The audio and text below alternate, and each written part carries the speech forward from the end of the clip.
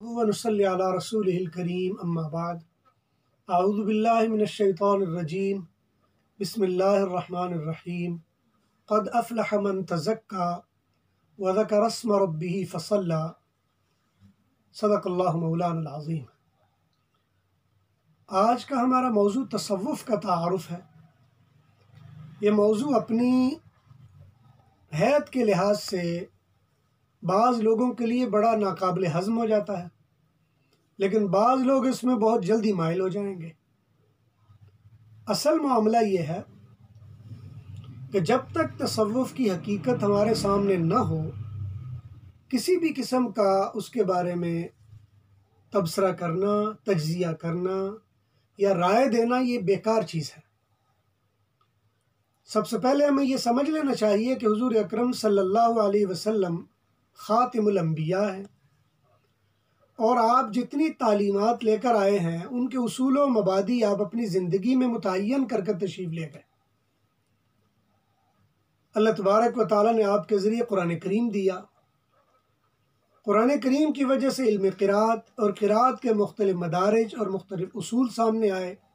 اسی طرح معانی کتاب کے حوالے سے تفسیر کا پہلو بھی سامنے آیا۔ حضور اکرم صلی اللہ علیہ وسلم کے اقوال و فرامین کے لحاظ سے احادیث کا باب کھلتا ہے۔ ان احادیث کے معنی و مفہوم کے لحاظ سے عمل بالحدیث اس کا پہلو سامنے آتا ہے۔ حضور اکرم صلی اللہ علیہ وسلم کے عمل کو دیکھتے ہوئے فقہا نے ایک نئی طرح قائم کی، اور فقہائی کی قائم کردہ اصول و ضوابط وہ علم فقہ کی تدوین اور علم فقہ کی قواعد و ضوابط وہ سارے سامنے آ جاتے ہیں۔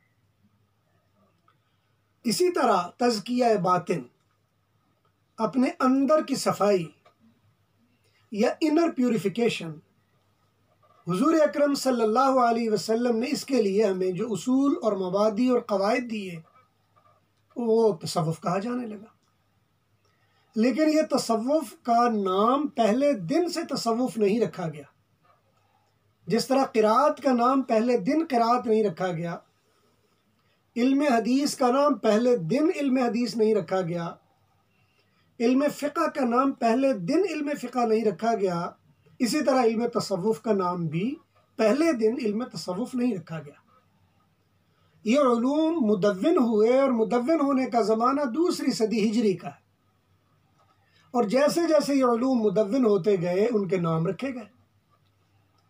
اسی طرح حضور اکرم صلی اللہ علیہ وسلم سے جو تصوف کے انداز میں ہم تک علم پہنچا، قرآن کریم میں اس کو تزکیہ کہا گیا ہے۔ اللہ تعالیٰ نے فرمایا قد افلح من تزکا، فرمایا اسی طرح قد افلح من زکاہا وقد خاب من دساہا، جس نے اپنے نفس کو پاک کیا وہ کامیاب ہوا، اور جس نے اس کو گناہوں سے گدلا کر لیا وہ ناکام ہو گیا۔ لیکن یہی اگلے مرحلے میں حضور اکرم صلی اللہ علیہ وسلم کی زبان سے جب ہمیں ملا تو اس کو احسان کہا جانے لگا۔ حدیث جبرائیل میں لفظ احسان ملتے ہیں۔ اس سے اگلا جب مرحلہ آیا تو زہد کا نام دیا گیا۔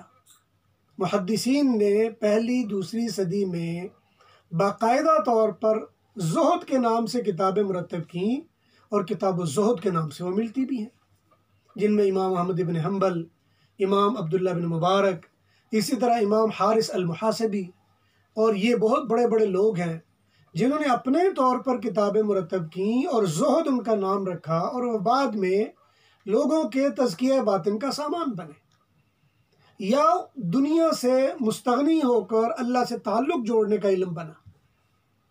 اسی طرح بعد میں جب یہ باقاعدہ طور پر ایک علم کا روپ اختیار کرتا ہے تو سب تصوف بن جاتا ہے۔ آج ہمیں مسئلہ یہ ہے کہ بعض اوقات ہم کسی بھی روایتی چیز کو دیکھ کر اس کی اصل پرتان کرنا شروع کر دیتے ہیں۔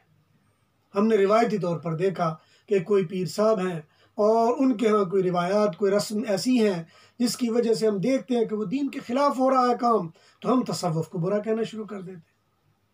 اور بعض لوگوں نے تو اس انداز تک اس کو برا لیا کہ انہوں نے یہ کہنا شروع کر دیا کہ تصوف دین اسلام کے متوازی اور پیرالل ایک دین کا نام ہے۔ حالانکہ وہ تصوف کے اس کی مزاج سے اور اس کی کنہ کو اور اس کی حقیقت کو نہیں سمجھ سکے اور ریئلٹی تک انہوں نے جانے کی کوشش نہیں کی۔ تصوف بنیادی طور پر تزکیہ باطن کا نام ہے۔ تصوف بنیادی طور پر اپنے آپ کو، اپنے باطن کو پاک صاف کرنے کا نام ہے۔ لیکن اگر ہم لوگوں کو جو تصوف کے نام پر ہم میں رائج اور عام ہے، ان کی کوئی عادت، ان کا کوئی طریقہ، ان کی کوئی رسومات، ان کا کوئی انداز دیکھ کر اس کو سامنے رکھتے ہوئے تصوف پر طعن و تنقید کرنا شروع کر دیں تو یہ ایک لا حاصل سی چیز ہے۔ اس لیے ہمیں چاہیے ہم اس کی حقیقت تک پہنچیں، اس کو جانیں، اس کو سمجھیں اور پھر نتیجہ نکالیں۔ اللہ تعالیٰ سے دعا ہے جو کہا سنا گیا تصوف کے تعارف کے حوالے سے ہمیں سمجھنے اور عمل کی توفیق نصیب فرمائے۔ وآخر دعوانا الحمدللہ رب العالمین۔